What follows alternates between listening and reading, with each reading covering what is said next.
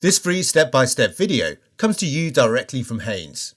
You can complete more than 200 jobs on this vehicle when you purchase the complete Haynes online manual at haynes.com. Wiper blade replacement. The windshield wiper blade elements should be checked periodically for cracks and deterioration. Lift the wiper blade assembly away from the glass. Press the release lever and slide the blade assembly out of the hook in the end of the wiper arm.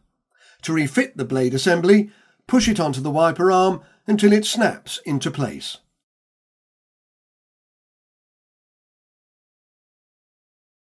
At one end of the rubber blade element, compress the retaining clip using your fingers or a pair of pliers. Release the element from the retaining claw.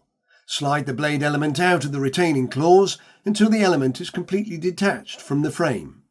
To refit the element, slide the backing strip into the retaining claws starting from either end. Continue sliding the element up to the element stops until it locks securely into the last retaining claw.